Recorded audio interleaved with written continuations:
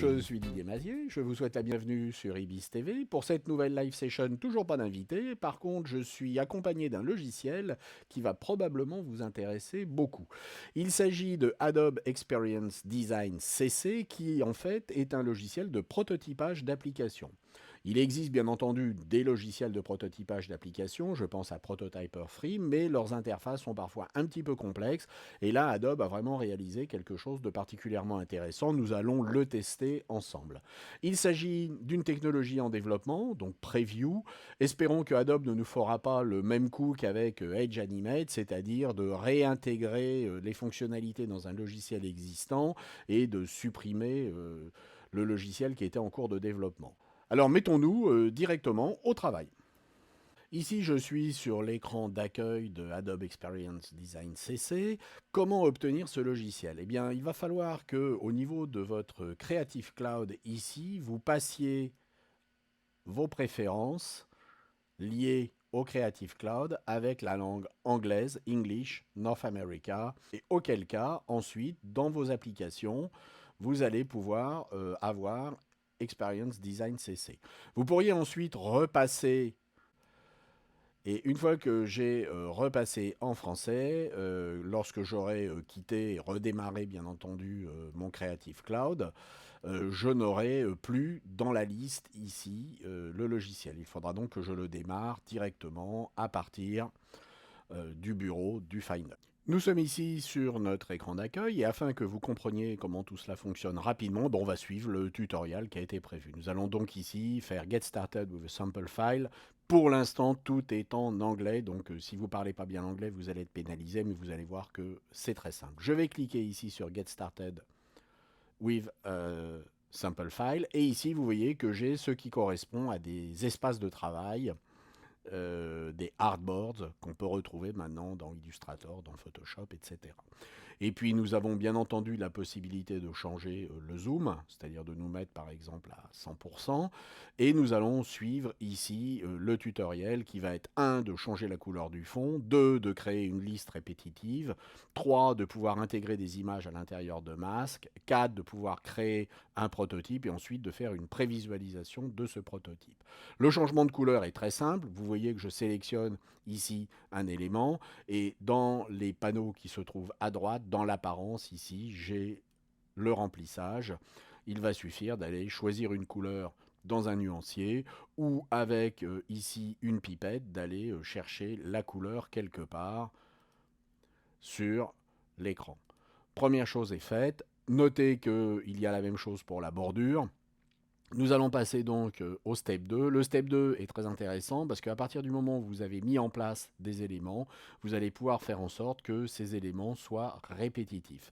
Donc si je sélectionne cet élément et que je fais commande R ou CTRL R sur PC, vous voyez que maintenant je suis à l'intérieur d'une zone qui est encadrée de vert et je vais pouvoir ici répéter mes différents éléments. Alors c'est extrêmement intéressant. Je peux également, lorsque je survole les intervalles, réduire la hauteur des différents intervalles. Passons à l'étape 3. L'étape 3 consiste à ajouter ici une image à partir du Finder. Nous allons donc ici passer sur notre Finder. Je vais glisser cette image vers le masque et mon image va se trouver à l'intérieur du masque. L'étape 4 consiste à lier des pages entre elles.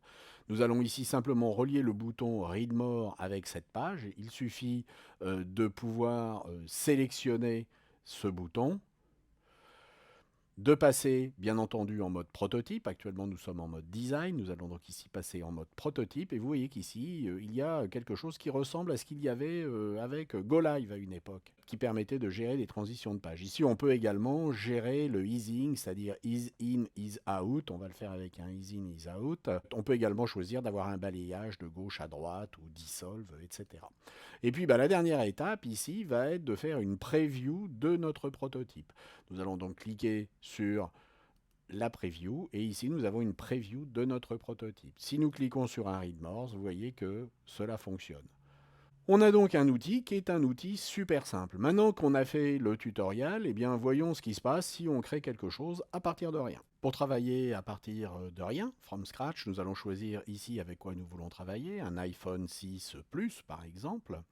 Et nous allons, à partir du moment où nous avons choisi cet iPhone 6 Plus, en cliquant, créer ici un artboard, c'est-à-dire un espace de travail lié à l'iPhone 6 Plus. Le changement de couleur va être extrêmement rapide. Il va suffire de choisir une couleur que nous souhaitons appliquer, soit ici dans un nuancier, soit au niveau de son bureau, où on pourra aller avec la pipette piquer une couleur. Choisissons ici un bleu. La mise en place de texte est également extrêmement simple. On retrouve quelque chose qui est pratiqué avec Illustrator, Photoshop, etc. Nous allons faire le plus simple possible pour gagner du temps. Et puis une fois que vous avez bien sélectionné votre texte, c'est la même chose. Vous allez pouvoir choisir ici sa couleur. Comme avec n'importe quel logiciel, ici nous allons pouvoir choisir sa taille, son alignement et positionner l'élément là où nous le souhaitons. Nous pouvons également importer directement des objets, faire import, et puis importer directement un logo, par exemple Ibis TV, et comme nous l'avons fait précédemment, insérer une image par glisser, déposer à l'intérieur de cette image. Si nous voulons créer un bouton, eh bien, ça peut être très rapide également. Nous allons ici créer un bouton, nous allons choisir quelle va être sa bordure et quel va être son contour.